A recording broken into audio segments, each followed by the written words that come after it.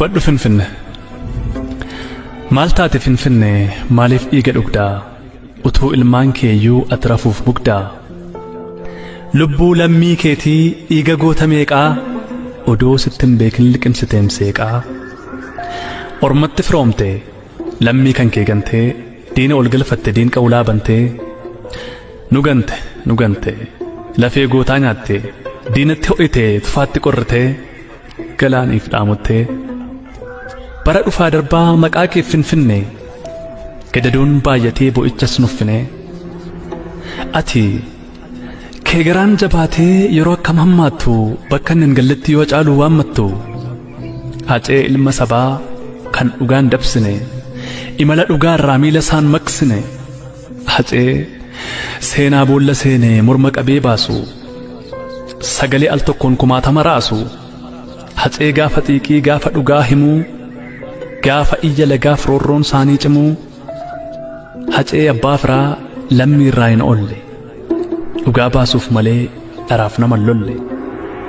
Boollatti maaf waamte bakka isaaf hin malle fuutee maaf godaante bakka inni nuun galle. Maaliif ree Finfinne maa garaa jabaatte maa nutti jarjarta galmee du'aa baatte. Haceen maal si godhe Finfinne naaf himi maaliif yeroo malee kichuu nyaata rirmi. Maaliif yeroo malee kichuu nyaata rirmi. Goota yeroo lammiin muddamarra jiru jirra jedhee weelloon dhibee isaatti furu. Hacee yeroo qeerroon rasaasaan waadamu maalan jira jedhee qabsoottacha deemu. Alangaa xiiqiitiin sammuu waxalamu garaachaas waadamu. Qaalii sagalee kiilolee soqaa holqa seenaa maaliif du'aaf laatte jiraachuu saafeena. Guyyaan wixataa sun maalumaaf bariite maaf hin dukkanoofne guyyaa sanaaf dhiite. Akka manaan baane manatti isa hiite. Dubbadhu moo waggaa manaa ba'e eenyutu itti dhufee milkii abaaramaan daandii isaatti cufee. Dubbadhu Finfinne afaan keessaa haqadhu dhugaa sirka jiru himiitii haqadhu. Boqottus boqodhu akkamiin Finfinne osoo inni si faarsu osoo xiiqiin seenaa waa'ee keetiif xaarsu. Osoo Hacaaluun siif harqee gadooduu sababii keef jecha ormi sittiin ooduu. Akkamiin akka du'a isaa dhoksuuf yoo adooddu. Maaliif ree Finfinne dubbadhu maleessa qawween ittiin gaafas dhabe lubbuu isaa. Har'a eessa jira mana isa kam keessaa akkamittiin du'e Hacaaluun hundeessaa. Finfinne dubbadhu mee maal icciitiinsaa inni nu dhoksite.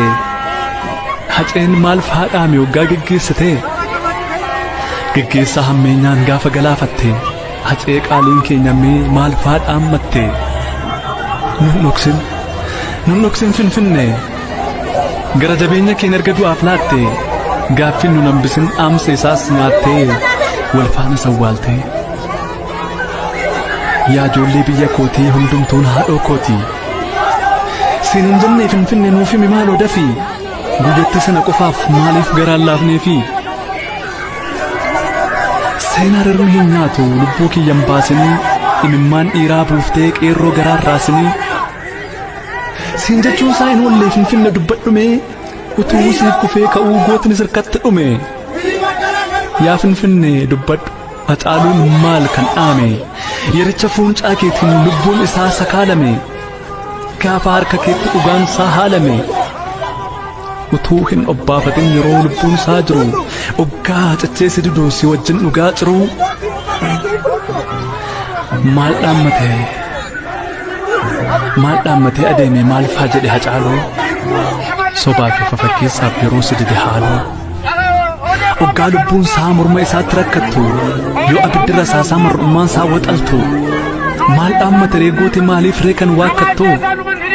Dubbadhu kaa Finfinne ilmaan isaaf maal dhaame maal faa himatee sokke. Yeroo duuti sun dhufee isa qabate kokkee. Oromoof waa hin dhaamne qeerroof waa hin kudhaamne. Maqaa nama ajjeesee quba isaa sosochoosaa akka wanna barreessee. Tarii akkas yoo jedhe ilmoo ko an du'eera jabaadhu itti fufi seenaa ol siif kaa'eera. Dhugaa qofa qabadhu daandii isaarra imali seenaa kukkufe kaasii lammiidhaaf mala mali.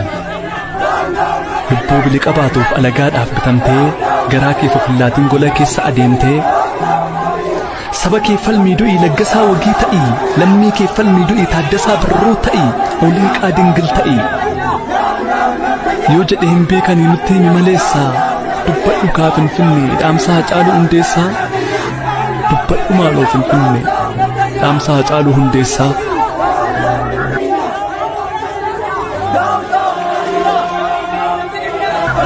Gaarii Abbaa Booraa Waxabajjii 30 bara 2020